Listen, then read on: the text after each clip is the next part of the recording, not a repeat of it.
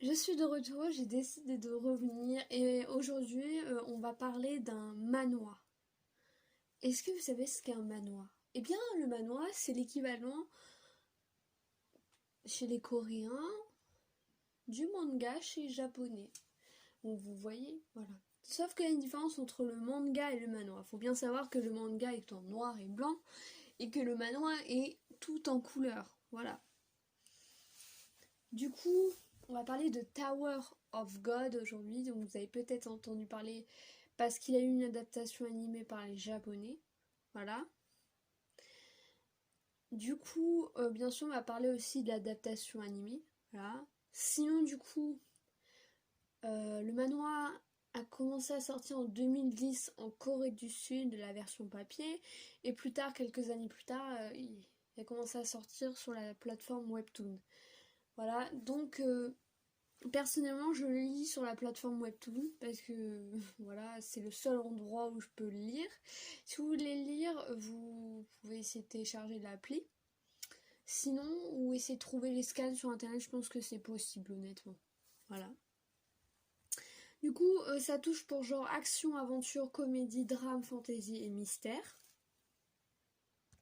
Alors, faut savoir que Tower of God est considéré comme le Hunter x Hunter, comme disent certaines personnes, le Hunter x Hunter coréen. Alors oui, c'est vrai qu'il y a des choses qui ressemblent à Hunter x Hunter, mais de là à dire que c'est la même chose que Hunter x Hunter, non. Vous vous trompez, il y a plein de choses différentes. Il y a des choses différentes quand même, hein, excusez-moi. Voilà. Du coup, on a un personnage principal qui s'appelle Bam. Son nom entier est Twansefev Bam. Bam est coréen, ça veut dire que c'est un mot coréen qui veut dire nuit. Donc, en fait, si vous comprenez, la 25e nuit, parce qu'il est né cette nuit-là. Mais du coup, on a une tour qui veut qu'au sommet, on a tout ce que l'on veut. Un jour, Rachel, une jeune fille qui est tout aux yeux de Bam, lui, garçon né dans les ténèbres, mais elle décide de l'abandonner pour grimper la tour, les 134 étages. Lui se lance à sa poursuite pour la retrouver, etc. parce qu'elle est très importante pour lui. Faut savoir que les étages, tu les grimpes pas comme ça parce qu'il y a une épreuve à chaque étage. Ces épreuves, bien sûr, sont mortelles. Voilà. Et il va rencontrer plein de personnes, etc. Comme Kun, qui deviendra son meilleur ami, et Rak aussi, l'alligator parlant, qui deviendra son meilleur ami aussi. Ça fera un trio, en gros. Vraiment, on a des personnages super bien créés dans cette histoire parce que chacun évolue. Voilà, Bam par exemple, notre personnage principal, il va très bien évoluer. Ça, je ne dis rien parce que c'est du spoil. Parce que s'il y a que des gens qui ont regardé l'animé, et bah son évolution elle n'est pas encore faite dans l'animé. Son évolution commence à partir de la saison 2.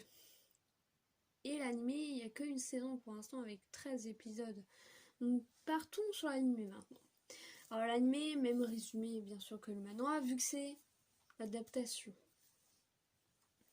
Du coup, en ce moment, il y a un partenariat entre Crunchyroll et Webtoon qui fait que Crunchyroll va, va faire que des studios d'animation vont adapter certains manois et ce sont ceux qui se trouvent bien sûr sur la plateforme Webtoon comme Tower of God. Voilà.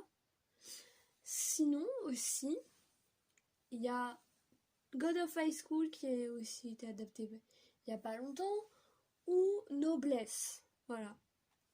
Alors, il faut savoir que si je me rappelle bien, du coup, il y a beaucoup d'animés en ce moment qui sont adaptés par MAPPA, faut savoir. Et d'ailleurs, God of High School est adapté par MAPPA. On a le studio d'animation MAPPA. Sinon, Tower of God, il est adapté par le studio Télécom Animation Film.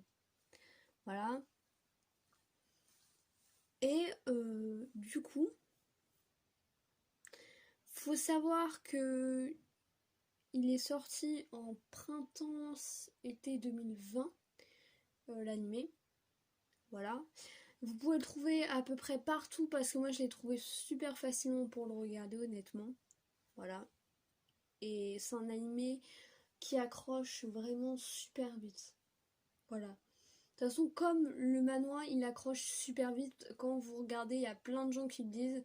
J'ai commencé à lire Tower of God. Après, je ne pouvais plus m'en passer. C'est pareil pour l'animé. Parce qu'en fait, les deux sont indécrochables. Parce que tu n'arrives pas forcément à t'en décrocher aussi vite. Voilà. Donc j'espère que cette vidéo vous aura plu. Salut!